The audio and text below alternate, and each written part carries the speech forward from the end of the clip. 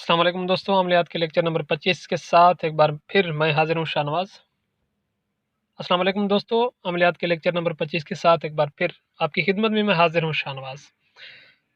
आज हम आपको मज़ीद बहुत ही खूबसूरत, बहुत ही पुरअसर तिल्स्म के बारे में बताने जा रहे हैं। उससे पहली किस्म में हमने आपको बताया था कि कोई भी तावीज़, कोई भी तिल्स्म, कोई भी नक्शा आप लिख रहे हैं तो उसके साथ आपके मतलूब और उसकी वालदा का नाम और आपका और आपकी वालदा का नाम वहाँ पर ज़रूर ऐड करें। जैसे यहाँ पर है, यहाँ पर लिखा हुआ है अल हुब फलां बिन फलां, अला अल हुब फलां बिन फलां। ठीक है, अल हुब की जगह अल हुब फलां जो लिखा हुआ है यहाँ पर अपना नाम लिखेंगे, यहाँ पर मतलूब का नाम लिखेंगे, फिर उसकी वालदा का नाम बिनते फलां या बिन फलां।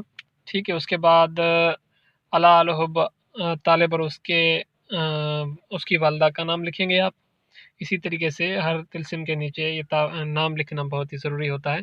बगैर नाम लिखे वो तिल्स्म या वो नक्श अमल नहीं करेगा।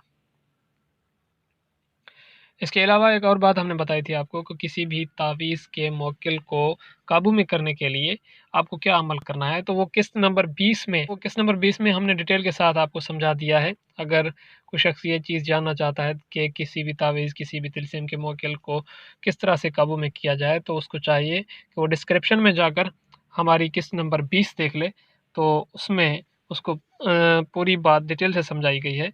वहाँ से वो अच्छे तरीके से समझ जाएगा कि किसी भी नक्श के मौक्किल किस तरह से काबू में किए जाते हैं।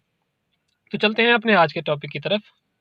तो मोहब्बत के लिए ये तिल्स्म तमाम ज़्यादा असर रखने वाला तिल्स्म है। ये तिल्स्म महबूब के पहने हुए कपड़े के 3 टुकड़ों पर लिखे और 3 दिन उसको जलाए, तो आपका मतलूब आपके पास हाज़िर हो जाएगा। उसके बाद ये बहुत ही पुरअसर तिल्स्म है, बहुत ही ज़्यादा असर रखता है।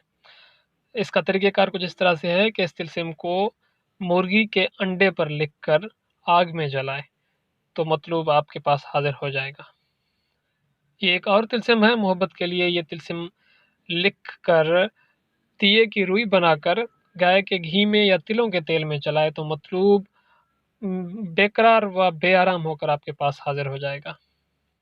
एक और नक्श है, ये नक्श लिख कर आग में जलाए, तो मतलूब हैरान और परेशान होकर आपके यहाँ हाज़िर हो जाएगा। उम्मीद करता हूँ कि ये 3 तिल्स्म आपके लिए बहुत ही कारआमद साबित होंगे। उसके बाद नेक्स्ट मैं जो आपको बताने जा रहा हूँ, ऐसा समझ लें कि ये तमाम तिल्स्म एक जगह और वो एक तिल्स्म एक जगह। और कोई चीज़ आपको अगर समझ में नहीं आई तो आप हमें नीचे कमेंट कर सकते हैं। हमारे इस चैनल को सब्सक्राइब करें ताकि हम और आने वाली बहुत अच्छी जो चीज़ें हैं वो आपको समझा सकें। आगे आने वाले वक्त में हम अमलियात की बहुत सारा ज़ख़ीरा है अमलियात का जो तजुर्बाशुदा है, वो आपको सिखाने और समझाने वाले हैं। आपकी तमाम मुश्किलातों का हल है उनमें। तो जुड़े रहिए हमारे साथ, तो मिलते हैं आने वाली